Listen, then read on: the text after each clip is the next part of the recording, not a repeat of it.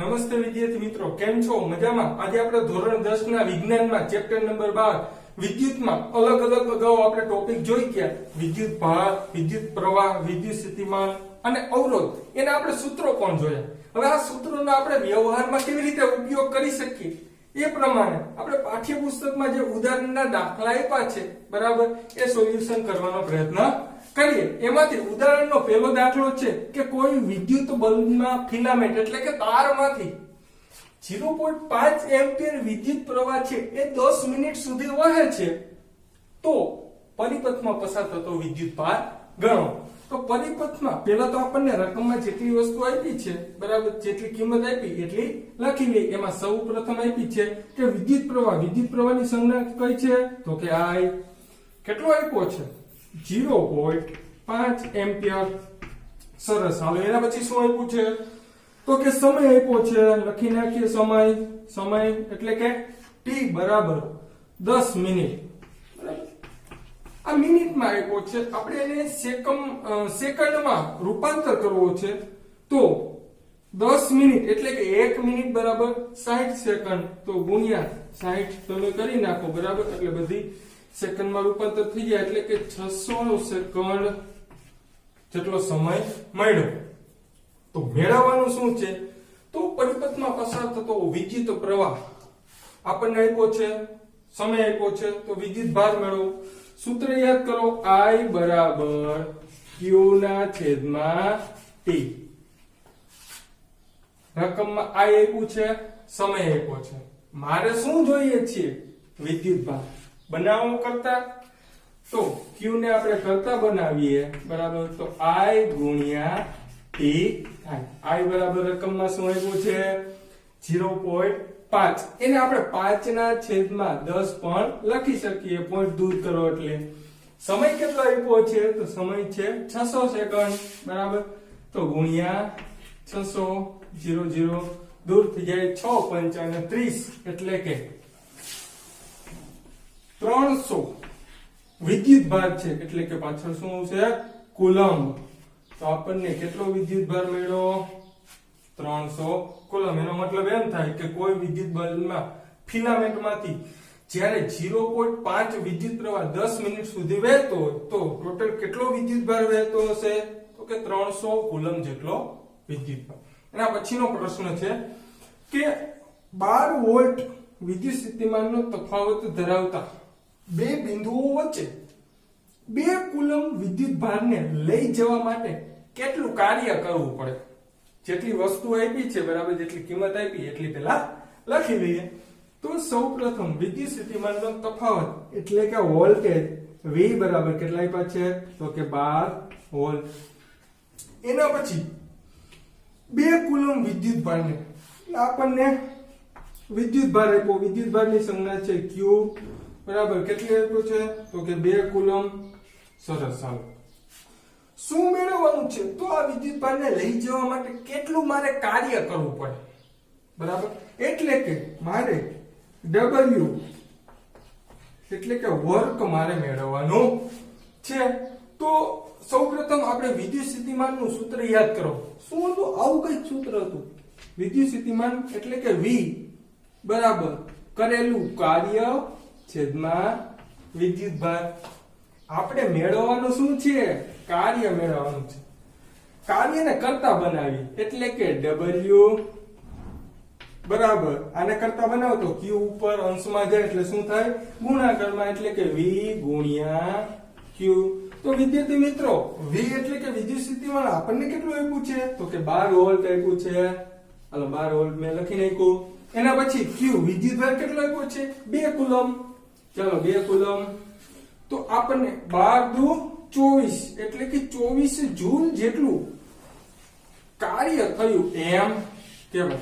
એનો મતલબ એમ પણ થાય કે 12 વોલ્ટ વિદ્યુત સ્થિતિમાનનો તફાવત ધરાવતા બે બિંદુઓ વચ્ચે જો 2 કુલમ્બ વિદ્યુત ભારને લઈ જવું હોય તો મારે કેટલું કાર્ય કરવું પડે? 24 જૂલ જેટલું. એટલે કે બેટરીને 24 જૂલ જેટલી ઉર્જા આપવામાં આવે એના દ્વારા તો આટલા વિદ્યુત ભારને લઈ જઈ શકે છે.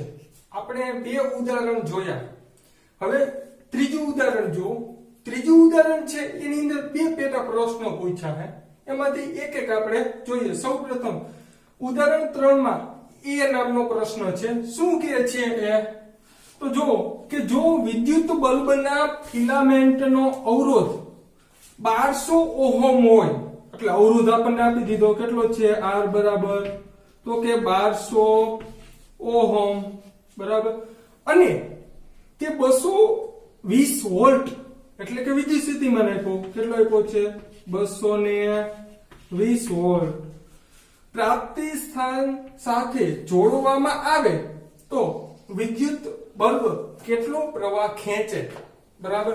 આપણને અવરોધ આપી દીધો, વોલ્ટેજ આપ્યા, તો આપણે વિદ્યુત પ્રવાહ I આપણે મેળવવાનો છે બરાબર. તો યાદ કરો ઓહમના નિયમ બરાબર. ઓહમનો નિયમ એટલે કે V બરાબર IR આવું સૂત્ર હતું. એની અંદર આપણને શું આપી દીધું? વોલ્ટેજ આપી દીધા, ઓકે હા. અવરોધ આપી દીધો, હા. શું મેળવવાનું છે? વિદ્યુત પ્રવાહ. બનાવો કરતા એને, તો I ને કરતા બનાવો આપણે, તો R છે એ V ના છેદમાં આવી જાય. સરસ. હાલો V બરાબર કેટલા આપ્યા છે તો કે V બરાબર મારી પાસે છે 220 વોલ્ટ. હાલો એના પછી R કેટલો આપ્યો છે તો કે 1200 ઓહમ બરાબર. સરસ. હાલો 0 0 દૂર થઈ ગયા. 22 ભાગ્યા 120 કરવામાં આવે બરાબર, તો કેટલો જવાબ આવશે તમારે ગણવાનું છે, પણ એનો એકમ એમ્પિયર આવશે એટલું હું તમને કહી દઉં. ચાલો હવે એના પછીનો ઉદાહરણ 3 છે, પણ બીજો પ્રશ્ન પેટા પ્રશ્ન છે. શું કહે છે કે વિદ્યુત હીટરની કોઇલનો અવરોધ કેટલો આપ્યો છે 100 ઓહમ. ચાલો લખી નાખો. અવરોધ આપ્યો છે 100 ઓહમ.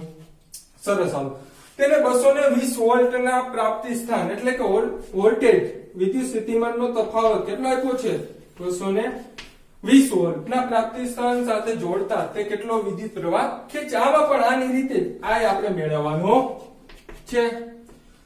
તો ઓહમના નિયમ બરાબર V બરાબર IR એ આપણે સૂત્ર લઈએ. I મેળવવાનું છે, I ને આપણે કરતા બનાવશું, તો V ના છેદમાં R મળશે મને. ચલો V બરાબર મારી પાસે કેટલા છે તો કે 220 વોલ્ટ. હાલો લખી નાખ્યું મેં. એના પછી R બરાબર મારી પાસે કેટલા છે 100 ઓહમ છે. કેટલા છે 100 ઓહમ. 0 0 દૂર થઈ ગયા.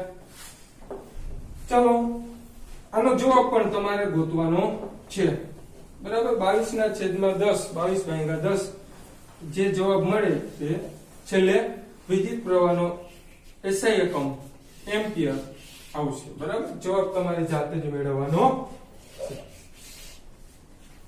કમ્પ્લીટ. ચલો 3 દાખલા જોયા. હવે એના પછીનો ચોથો દાખલો છે. શું કહે છે એની રકમ? તો એક વિદ્યુત હીટર છે, એના પ્રાપ્તિ સ્થાનમાંથી જ્યારે 4 એમ્પિયર વિદ્યુત પ્રવાહ ખેંચે છે બરાબર. રકમમાં જેટલું આપ્યું એટલું આમાં લખી નાખીએ. તો પેલા વિદ્યુત પ્રવાહ એટલે કે એની સંજ્ઞા શું છે તો કે I. ચાલો વિદ્યુત પ્રવાહ I બરાબર કેટલો આપ્યો છે તો કે 4 એમ્પિયર. ઓકે આગળ શું આપ્યું? ત્યારે તેના બે છેડા વચ્ચેનો વિદ્યુત સ્થિતિમાનનો તફાવત કેટલો 60 વોલ્ટ આપ્યો. એટલે કે વિદ્યુત સ્થિતિમાનનો તફાવત એટલે કે વોલ્ટેજ આપ્યો, તો તે લખી નાખીએ. વોલ્ટેજ કેટલો આપ્યો છે 60 વોલ્ટ. ઓકે આગળ જો વિદ્યુત સ્થિતિમાનનો તફાવત છે તેને 120 વોલ્ટ સુધી વધારવામાં આવે તો હીટર છે, વિદ્યુત હીટર છે, એ કેટલો પ્રવાહ ખેંચે છે બરાબર. એટલે કે હવે આપણે પ્રવાહ મેળવવાનો છે I. સૌપ્રથમ વાત કરીએ તો આપણને વિદ્યુત પ્રવાહ આપ્યો છે, વોલ્ટેજ આપ્યા 60 વોલ્ટ. હવે આ વોલ્ટેજ ને તમારે વધારો કરવાનો છે. કેટલે સુધી વધારો કરવાનો? 120 વોલ્ટ સુધી. એટલે કે નવો વિદ્યુત સ્થિતિમાનનો તફાવત આપણને 120 વોલ્ટ આપેલો છે. જ્યારે તમે વિદ્યુત સ્થિતિમાનનો તફાવત વધારો છો 120 વોલ્ટ સુધી વધારો, તો ત્યારે એ વિદ્યુત હીટરમાંથી કેટલો વિદ્યુત પ્રવાહ પસાર થાય એ મેળવવાનું છે. તો એના માટે સૌપ્રથમ આપણે ઓહમના નિયમનું સૂત્ર યાદ કરીએ. શું છે તો કે V બરાબર I R. આપણને V એટલે કે વિદ્યુત સ્થિતિમાન આપ્યું છે, હા. એના પછી I વિદ્યુત પ્રવાહ એ પણ આપ્યું છે. તો આપણે R એટલે કે અવરોધ એને કરતા બનાવીએ. હવે તમને પ્રશ્ન થાય કે અવરોધ તો આપણને રકમમાં પૂછ્યું નથી, તો અવરોધ શું કામ મેળવવાનો? એનો જવાબ થોડીક વાર પછી મળી જાય તમને, બરાબર. અવરોધ આપણે R ને કરતા બનાવીએ. મારે R ને કરતા બનાવવો છે તો એની સાથે I ગુણાકારમાં છે. I ગુણાકારમાં બરાબર ની ઓલી બાજુ જાય તો V ના છેદમાં મળે, એટલે કે R બરાબર V ના છેદમાં I. ચાલો, V બરાબર મારી પાસે શું છે? તો કે V બરાબર 60 વોલ્ટ છે. સરસ. હવે એના પછી I બરાબર કેટલા આપ્યા? તો કે 4 એમ્પિયર આપ્યા છે. 15 ચોક 60, બરાબર. તો મારી પાસે 15 ઓહમ અવરોધનો એકમ શું છે? ઓહમ. તો 15 ઓહમ અવરોધ મળ્યો. હવે અવરોધ તો આપણને કઈ પૂછ્યું નથી, પણ એનો ઉપયોગ ક્યાં થાય? તો હવે જ્યારે વિદ્યુત પ્રવાહ આપણે મેળવવાનો છે ત્યારે આ અવરોધનો ઉપયોગ કરવો પડશે. એટલા માટે મેં પહેલા અવરોધ મેળવ્યો. ચાલો, ફરીથી આપણે ઓહમનો નિયમનો ફરીથી એનો ઉપયોગ કરીએ, એટલે કે V બરાબર I R. ચાલો, હવે વિદ્યુત સ્થિતિમાનનો તફાવત 60 વોલ્ટ હતો અને કેટલો વધાર્યો? ક્યાં સુધી વધાર્યો? 120 વોલ્ટ સુધી. તો ત્યારે પ્રવાહ કેટલો મળે? તો હવે પ્રવાહને મારે મેળવવો છે તો એને કરતા બનાવીએ. તો I ને કરતા બનાવો તો R એની સાથે ગુણાકારમાં છે, બરાબર ની ઓલી બાજુ જાય તો છેદમાં આવે, એટલે કે I બરાબર V ના છેદમાં R. V બરાબર મારી પાસે કેટલા છે? તો 120 વોલ્ટ. અને R બરાબર કેટલા છે? રકમ આપ્યો છે, R નથી આપ્યો. શું કામ R મેળવો? હવે ખ્યાલ આવ્યો.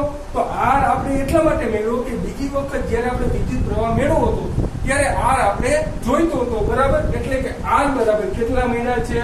15 ઓહમ, બરાબર. ભાગાકાર કરી નાખો.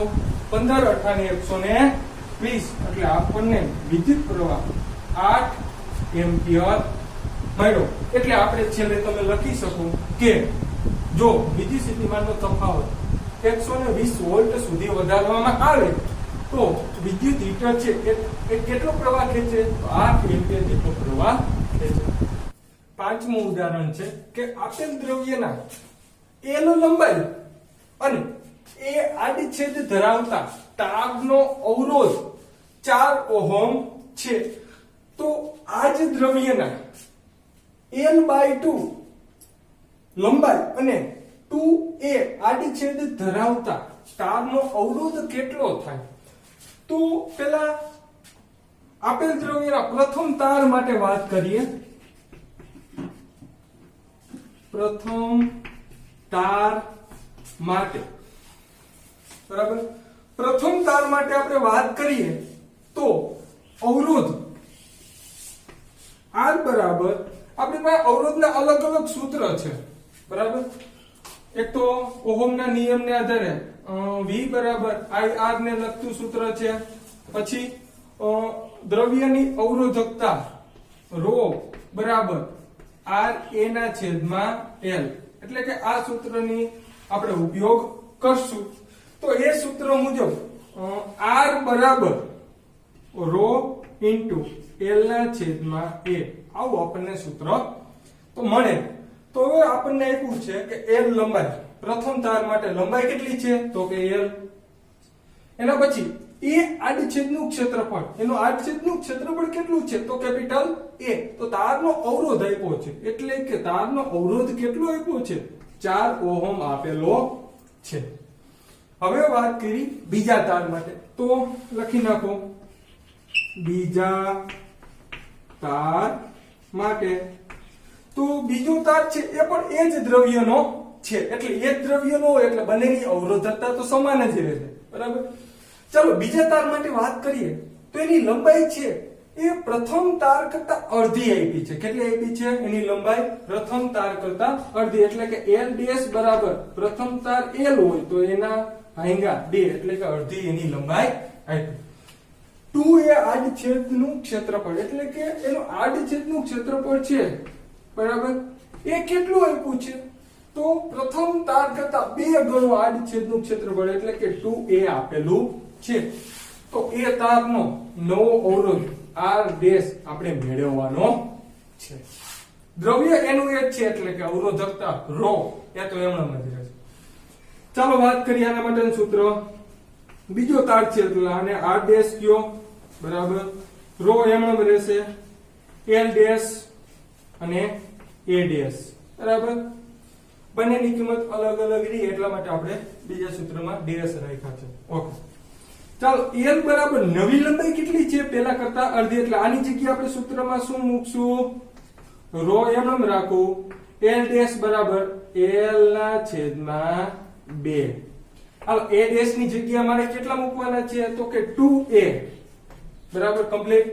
ચાલો અંશનો છેદ છે એ ક્યાં આવી જાય તો કે અહીંયા છેદમાં, એટલે કે રો ઇન્ટુ l છેદમાં 2 આવી ગયા અને છેદમાં 2 તો હતા જ, તો 2 ગુણ્યા 2 એટલે કેટલા થાય 4, તો રો ઇન્ટુ l ના છેદમાં 4a બરાબર છે. ઓકે હવે અહીંયા ધ્યાન, રો ગુણ્યા l ના છેદમાં a આટલી કિંમત બરાબર આપણને શું વેલ્યુ આપી છે, જો આટલી કિંમત બરાબર, તો પ્રથમ તારનો અવરોધ એટલે કે એના બરાબર તો 4 ઓહમ આપ્યા છે, તો આની જગ્યાએ 4 ઓહમ લખી નાખો, એટલે કે 4 ઓહમ અને છેદમાં શું હતા તો કે 4, અંશમાં 4 અને છેદમાં 4 દૂર થઈ ગયા, કાઈ ન હોય તો 1 તો વધે એટલે કે 1 ઓહમ. એટલે કે એ જ દ્રવ્યના બીજા તારનો અવરોધ કેટલો મળશે આપણને તો કે 1 ઓહમ મળશે. એક પ્રશ્ન જોઈ લઈએ. શું છે પ્રશ્ન? ધારો કે કોઈ વિદ્યુત ઘટકના બે છેડા વચ્ચેનો વિદ્યુત સ્થિતિમાનનો તફાવત છે, તેને ઘટાડીને અગાઉના મૂલ્યનો અડધો કરવામાં આવે તો તેનો અવરોધ તેને તે જ રહે છે, એટલે કે અવરોધ બદલાતો નથી. તો વિદ્યુત ઘટકમાંથી વહેતા વિદ્યુત પ્રવાહમાં શું ફેરફાર થશે બરાબર. તો સૌપ્રથમ આપણે વાત કરીએ તો ઓહમના નિયમ મુજબ, ઓહમના નિયમ મુજબ આપણી પાસે શું સૂત્ર હતું તો કે V બરાબર IR, એટલે કે અહીંયા I ને કરતા બનાવો તો I ને કરતા બનાવીએ તો V ના છેદમાં R. પણ આપણને શું કીધું કે તમે બે છેડા વચ્ચેનો વિદ્યુત સ્થિતિમાન ઘટાડો છો, કેટલો ઘટાડો છો તો કે અગાઉના મૂલ્ય કરતા અડધો કરી નાખો, તો એનો અવરોધ છે એ તેનો તે જ રહે છે, એટલે કે અવરોધ બદલાતો નથી. તો એનો મતલબ શું થાય, અહીંયા અવરોધ કેવો છે, અચળ છે, એટલે કે અહીં અવરોધ R અચળ રહે છે. જો અવરોધ R અચળ રહે તો આપણી પાસે શું સૂત્ર બને, I ચલે છે V બરાબર. એટલે કે તમે વિદ્યુત સ્થિતિમાન બે છેડા વચ્ચેનું વિદ્યુત સ્થિતિમાન છે એ તમે ઘટાડો છો, પહેલાના મૂલ્ય કરતા તમે અડધું કરી નાખો તો વિદ્યુત પ્રવાહ પણ કેટલો થઈ જાય, અડધો થઈ જાય. એનું કારણ એ છે કે વિદ્યુત પ્રવાહ I ચલે છે V, એટલે કે વિદ્યુત પ્રવાહ I અને વિદ્યુત સ્થિતિમાનનો તફાવત V છે એ બંને એકબીજાને સમપ્રમાણમાં છે. અને મેં તમને અગાઉ કીધું હતું કે સમપ્રમાણમાં જો કોઈ રાશિ હોય તો એક રાશિનું મૂલ્ય તમે અડધું કરી નાખો તો સામેની રાશિનું મૂલ્ય પણ કેવું થઈ જાય, અડધું. અથવા તો એક રાશિનું મૂલ્ય તમે વધારો તો સામેની રાશિનું મૂલ્ય પણ કેવું થઈ જાય, વધી જાય. એટલે કે અહીં શું થાય તો તમારે લખવાનું કે બે છેડા વચ્ચેનો વિદ્યુત સ્થિતિમાન નું મૂલ્ય અડધું કરવામાં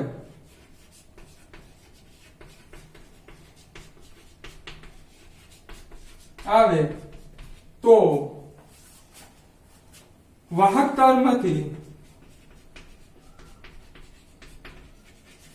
વહેતો વિદ્યુત પ્રવાહ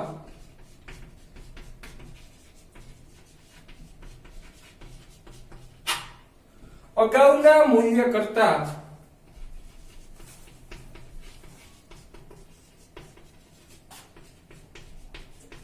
અડધો થઈ જશે.